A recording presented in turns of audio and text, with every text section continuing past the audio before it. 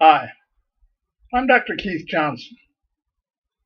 Easter, a time of celebration, enjoyment, parties, all kinds of fun ideas, especially for the kids. Easter eggs, bunny rabbits, who knows what else. Not the first one. Imagine you're on a weekend looking at your friend hanging from a tree, your leader, your guide, somebody who's given you hope and a reason to live, and now he's dying in a very cruel and violent way. And then he's taken down from the cross. And now you face the weekend. No hope, no place to go. Your leader's gone, and now you're huddling in an upper room, convinced that soldiers are going to come and crucify you as well.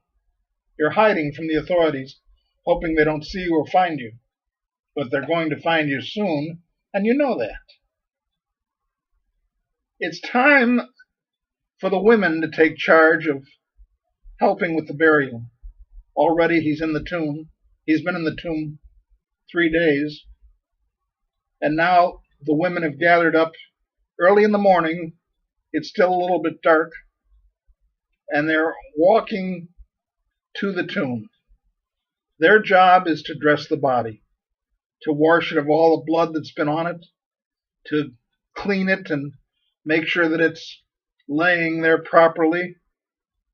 And they're getting all the stuff together, and then they're walking to the borrowed tomb where they believe the body of Jesus is. Nobody expected him to be alive. Nobody expected him to rise from the dead. Now you'd think with all the people that Jesus had risen from the dead, including Lazarus, that they would have no trouble believing that Christ would be alive. But they did. And if you or I were there, we would have the same problem. We were convinced as we saw Jesus die, crucified, violently killed, that there's no hope. There's no place to go. Poor Peter. He has denied his leader. He's denied Jesus. And now he has no chance to make up for it. He can't apologize. He can't say, I'm sorry, I'll try to do better. Jesus is gone. I don't imagine the women are spending too much time as they're walking towards that tomb, speaking much about the everyday happenings. What would you talk about? Well, what are we going to have for breakfast? How's your family? Your mom and dad okay? Your kids doing all right? Anybody sick? It's not that kind of little talk. There's probably no talk because everybody's depressed. We would look at Judas and say, what's the matter with you? You're a traitor.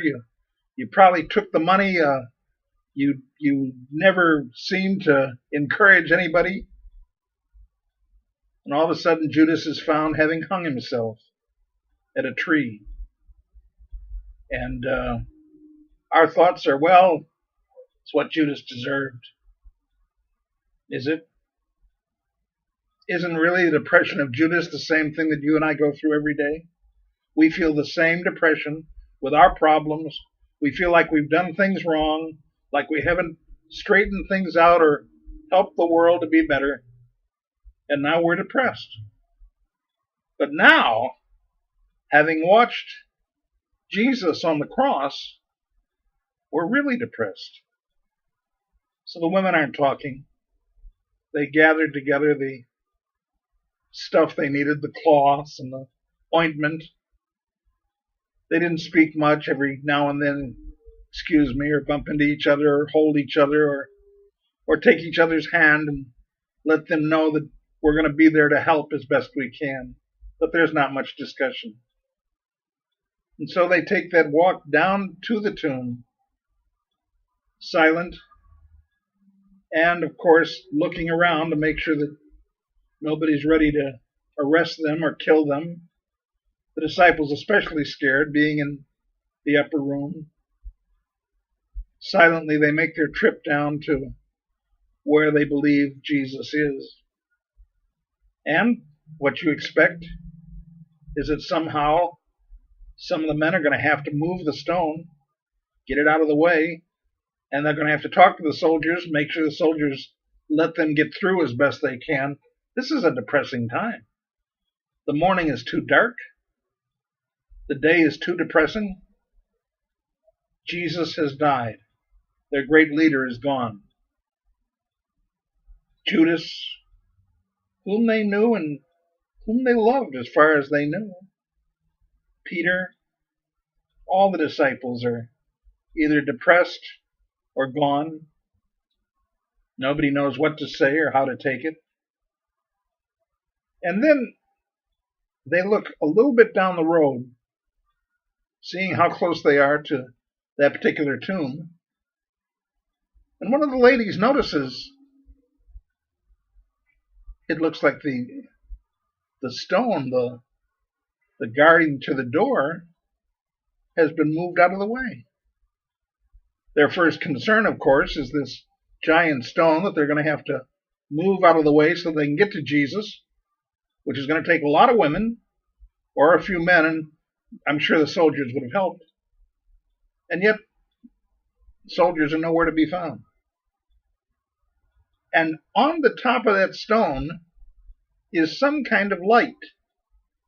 The closer they get, the more it seems like it's possibly a man, who, of course, turns out to be an angel. And then the angel speaks to them as they come to the tomb. And let me read the encounter to you, because the Bible is a lot better description than I could make offhand.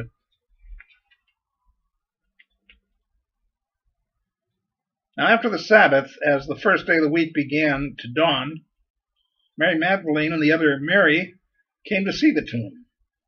And behold, there was a great earthquake, for an angel of the Lord descended from heaven, and came and rolled back the stone from the door, and sat on it. His countenance was like lightning, and his clothing as white as snow. And the guards shook for fear of him, and became like dead men. Now, why do you suppose the angel would roll the stone? Well, because first of all, an angel had more power, and it was not hard for him to do. My countenance of thinking is that it didn't matter from that standpoint. Jesus wasn't even there. He didn't have to have the stone moved around. He had brought people to life. He had walked on water. He had committed all these miracles that he was able to do. And now, sitting on top of the moved stone is an angel. By the way, moving the stone was against the law, punishable by death, because the Roman seal was there, and they were not allowed to break the Roman seal. And that's why the soldiers were there, to make sure that nobody would steal the body, which is what they rumored they would do. But the angel answered and said to the women, "Do not be afraid, for I know that you seek Jesus, who was crucified. He is not here, for he is risen, as he said." Kind of like a slap in the face. The angel says, he is risen as he said, which is another way of the angel saying to them, weren't you listening to him? Didn't you hear Jesus when he said he was going to rise from the dead? How many times he said he would rise from the dead? And he said it, and you come to this tomb convinced that you're going to find a dead Jesus. He is risen as he said. Come, see the place where the Lord lay, and go quickly and tell his disciples that he is risen from the dead. And indeed he is going before you into Galilee. There you will see him. Behold, I have told you. Evidently the angel was commissioned to tell them. It was as if he's saying that he had completed his mission, and he had done it properly, and everything was fine. So they went out quickly from the tomb with fear and great joy, and ran to bring his disciples word. Imagine the mixed feeling. Imagine feeling grateful that Jesus is alive and yet at the same time not believing it. I mean, what do you do? How do you handle life like that? Suddenly you're filled with great joy because Jesus is said to be alive, great fear because you're going to face Jesus and answer for how you've been thinking and why you act the way you do, and then even come to a point where Peter is trying to reconcile with his own guilt. He's denied the master. How is Jesus going to look at him and talk to him?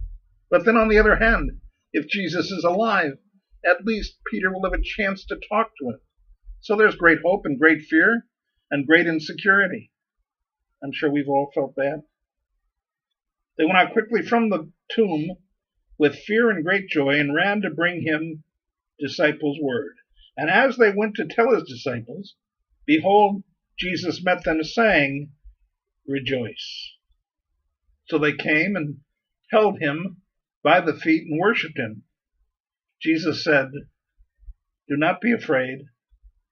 Go and tell my brethren to go to Galilee, and there they will see me. It's an amazing story. Jesus is alive. The disciples are right there in the experience of it. They can't believe it. They can't see that Jesus is alive, and yet they see him now and they hold his feet and they worship him and they're so grateful for the experience and filled with mixed feelings. How could they not be?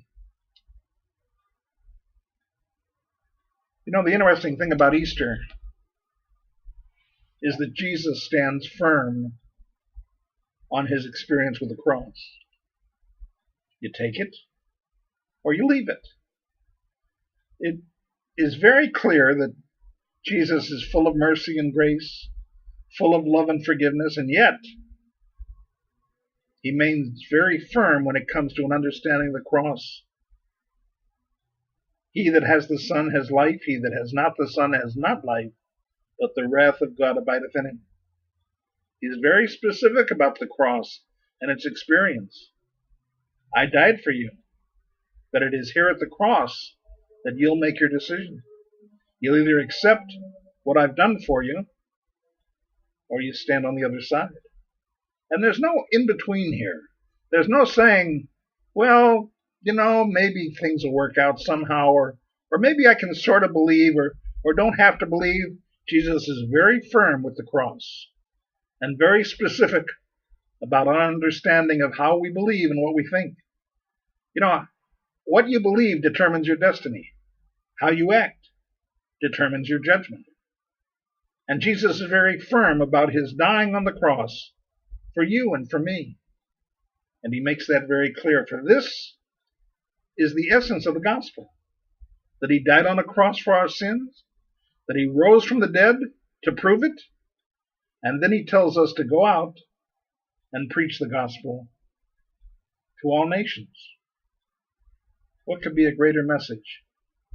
To understand that there is a victory over death, that if Jesus can overcome the problem of death physically and spiritually, then he can do the same thing for us. And the only way that we experience the resurrection is by coming in contact with Christ and the power of God's life in ours. Jesus suddenly becomes the essence of who we are and where we go and what we do. The experience of the tomb is one of sadness and depression until and unless you see Jesus risen from the dead. The excitement and the glory of knowing that Jesus is alive and can come into our hearts.